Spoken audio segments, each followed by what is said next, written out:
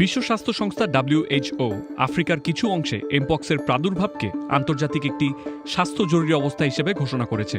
এই অত্যন্ত সংক্রামক রোগটি পূর্বে মাঙ্কিপক্স নামে পরিচিত ছিল। আফ্রিকা সিডিসি বলছে 2024 সালের শুরু থেকে জুলাইয়ের শেষ পর্যন্ত 14,500টিরও বেশি এমপক্স সংক্রমণ এবং 450টিরও বেশি মৃত্যু ঘটেছে এবং খুব দ্রুতই এ রোগ আশেপাশের দেশে ছড়িয়ে পড়ছে। এটি 2023 সালের একই সময়ের তুলনায় সংক্রমণে 160% বেশি এবং মৃত্যুর ক্ষেত্রে 19% বেশি।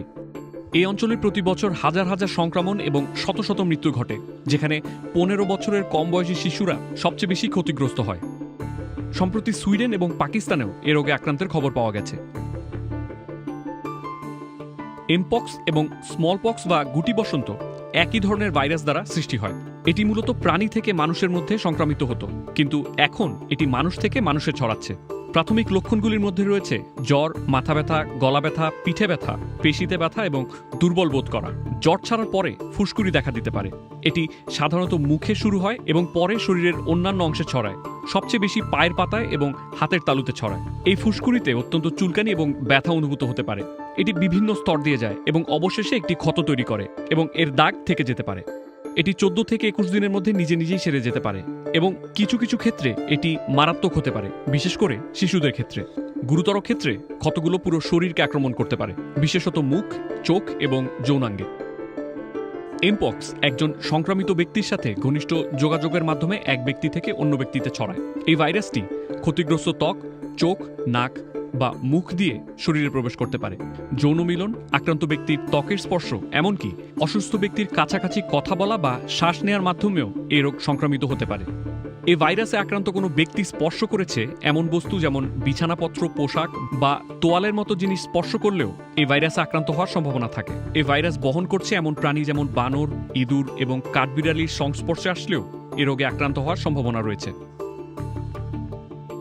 এই রোগের উপসর্গযুক্ত ব্যক্তি, স্বাস্থ্যকর্মী এবং তাদের পরিবারের সদস্যসহ তাদের ঘনিষ্ঠ কারো সংস্পর্শে আসা যে কেউ এই ভাইরাসে আক্রান্ত হতে পারে। কে সবচেয়ে বেশি ঝুঁকিতে, এই বিষয়ে বিশেষজ্ঞরা এখনও গবেষণা করছেন। এদের মধ্যে অল্প বয়সী শিশুরা থাকতে পারে। কিছু বিশেষজ্ঞের মতে শিশুরা যেভাবে ঘনিষ্ঠ হয়ে খেলাধুলা করে এবং একে অপরের সঙ্গে মেশে, তার কারণেও তারা বেশি ঝুঁকিতে থাকতে পারে। দুর্বল রোগ প্রতিরোধ ব্যবস্থার যে কারোই, বিশেষ করে গর্ভবতী নারীদের এ রোগে আক্রান্ত হওয়ার আরও বেশি ঝুঁকি রয়েছে। এমপক্সের টিকা আছে, তবে যারা ঝুঁকিতে আছে বা সংক্রামিত ব্যক্তির সংস্পর্শে থাকে কেবল তারাই এটি পেতে পারে।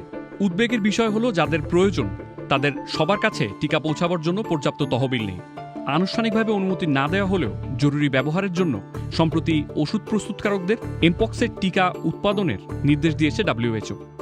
বিশেষজ্ঞদের পরামর্শ, এমপক্স থেকে বাঁচতে এবং প্রতিরোধে আক্রান্ত কারো সাথে ঘনিষ্ঠ যোগাযোগ এড়িয়ে চলতে হবে এবং আক্রান্ত কারো সংস্পর্শে আসলে সাবান ও পানি দিয়ে হাত ধুয়ে পরিষ্কার করে নিতে হবে। সব ক্ষত সেরে না যাওয়া পর্যন্ত এমপক্স আক্রান্ত ব্যক্তিকে অন্যদের থেকে আলাদা রাখা উচিত। WHO বলছে সুস্থ হওয়ার পর 12 সপ্তাহ পর্যন্ত যৌন সম্পর্কের সময় সতর্কতা হিসেবে কন্ডোম ব্যবহার করা উচিত।